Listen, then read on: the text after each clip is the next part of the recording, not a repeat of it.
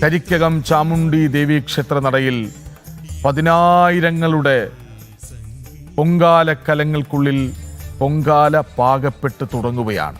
അതായത് വെള്ളം പൊൻകലങ്ങളിലേക്ക് വെച്ചു, അത് തിളച്ചു തുടങ്ങുന്ന സമയത്ത് അരി കഴുകി വൃത്തിയാക്കി അതിലേക്കിടുന്നു. അത് കഴിഞ്ഞാൽ ഈ അരി കഴുകിയിടുന്നത് തന്നെ നമ്മൾ കണ്ടതാണ്.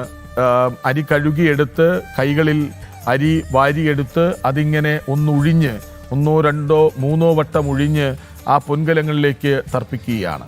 അത് കഴിഞ്ഞാൽ ഇനി പാകപ്പെടാനുള്ള ഒരു കാത്തിരിപ്പുണ്ട്. അരി ഒന്ന് തിളച്ച് ഈ പൊൻകലങ്ങൾക്ക് മീതെ ആ തിളച്ച വെള്ളം ഇങ്ങനെ തൂവി പുറത്തേക്ക് വരുന്ന സമയത്താണ് ശർക്കര കഷ്ണങ്ങളാക്കി പൊടിച്ചോ ഒക്കെ അതിലേക്കിടുക. അപ്പോഴേക്കും പായസമായി, പൊങ്കാല പായസമായി. പിന്നെ അതിന് മോടി പിടിപ്പിക്കാൻ വേണ്ടി പിന്നെ പഴക്കഷ്ണങ്ങൾ ഇടാറുണ്ട്, ഉണക്കമുന്തിരി ഇടാറുണ്ട്, അണ്ടിപ്പരിപ്പ് ഇടാറുണ്ട്. അങ്ങനെ എല്ലാം ചേർത്ത്, ഏലം ഒക്കെ ചേർത്ത് ഏറ്റവും രുചിയൂർന്നൊരു വിഭവം. ഈ വിഭവം തയ്യാറാക്കുന്നത് ആദ്യം വീട്ടിൽ കൊണ്ടുപോകാനല്ല, അമ്മയ്ക്ക് സമർപ്പിക്കുകയാണ്. ആ അമ്മയ്ക്ക് സമർപ്പിച്ച ശേഷം ബാക്കി വരുന്നതാണ് ഭക്തർ അവരവരുടെ വീടുകളിലേക്ക് കൊണ്ടുപോവുക. ഞാൻ പറഞ്ഞല്ലോ, കരിക്കകത്തമ്മ, ആറ്റുകാലമ്മ, ഇങ്ങനെയൊക്കെ പറയുമ്പോൾ അമ്മമാരുടെ വാത്സല്യമാണ്. അമ്മമാരുടെ വിവിധ ഭാവങ്ങളാണ് അവർക്ക്. ദേഷ്യപ്പെടേണ്ടപ്പോൾ ദേഷ്യപ്പെടും, കോപാകുലയാകും, സ്നേഹിക്കേണ്ടപ്പോൾ സ്നേഹിക്കും, തഴുകേണ്ടപ്പോൾ തഴുകും, ശാസിക്കേണ്ടപ്പോൾ ശാസിക്കും, ചേർത്തു പിടിക്കേണ്ടപ്പോൾ ചേർത്തു പിടിക്കും. അങ്ങനെ വാത്സല്യം കൊണ്ട്, സ്നേഹം കൊണ്ട്, വേണ്ട സമയത്തൊക്കെ രോഷാകുലയായൊക്കെ നമ്മെ ശീലിപ്പിക്കുന്ന, ജീവിക്കാൻ പഠിപ്പിക്കുന്ന അമ്മമാരെ പോലെ തന്നെയാണ് ഈ അമ്മയും. പക്ഷേ ഇത് അമ്മമാരുടെ അമ്മയാണ്, അതാണ് പ്രത്യേകത.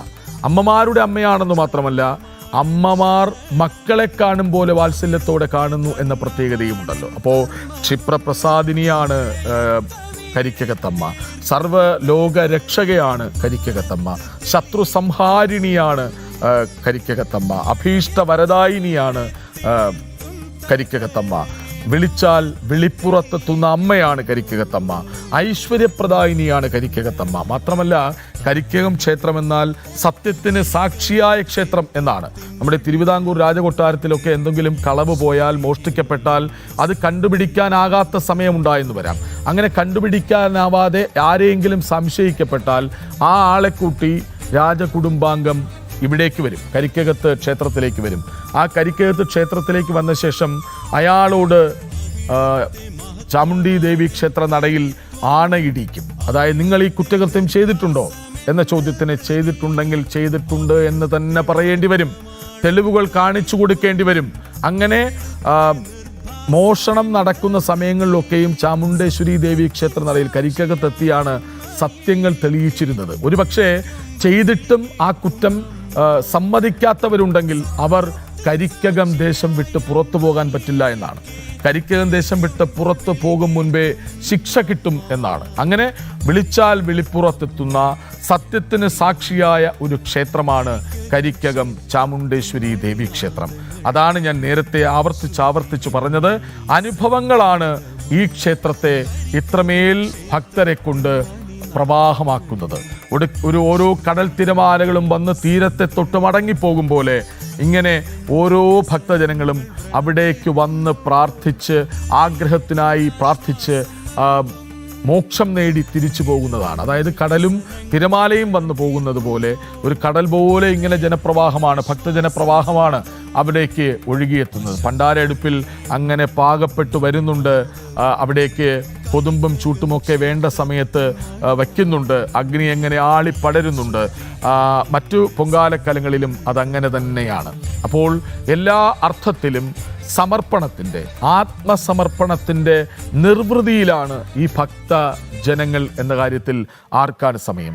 ഞാൻ പറഞ്ഞു, ഇത് സ്ത്രീ ഭക്തജനങ്ങളാണ് ഇവിടെ പൊങ്കാലയർപ്പിക്കാൻ എത്തുന്നത്. പക്ഷെ അവിടെ സഹായ രൂപത്തിൽ പുരുഷന്മാരുടെ സാന്നിധ്യമുണ്ട്. നോക്കൂ, ഞങ്ങളുടെ അമ്മയാണ്, ഞങ്ങളുടെ സഹോദരിയാണ്, ഞങ്ങളുടെ മക്കളാണ് എന്ന ചിന്തയാൽ അവരെ ഏതു വിധേനയും സഹായിക്കാൻ, ഏത് പ്രതിസന്ധി ഘട്ടത്തിലും അവർക്ക് സഹായമെത്തിക്കാൻ ഈ ഭക്തജനങ്ങൾക്കൊപ്പം പുരുഷ ഭക്തജനങ്ങളും അവിടെയുണ്ട് എന്നോർമ്മ വേണം. വെള്ളമെത്തിക്കാൻ, ഒന്ന് ക്ഷീണിച്ചു പോയാൽ ഒന്ന് വിശറി കൊണ്ട് വീശി തണുപ്പിക്കാൻ, ഒരു കുളിരാകാൻ, എല്ലാ ഭക്തജനങ്ങളെയും ചേർത്തു പിടിക്കാൻ അമ്മ നിയോഗിച്ച പുരുഷ സേനയുണ്ട് അവിടെ. അവർ ജാഗരൂകരാണ്, സദാ ഇങ്ങനെ ഭക്തജനങ്ങളുടെ ആവശ്യങ്ങൾ തേടി നടപ്പാണ്.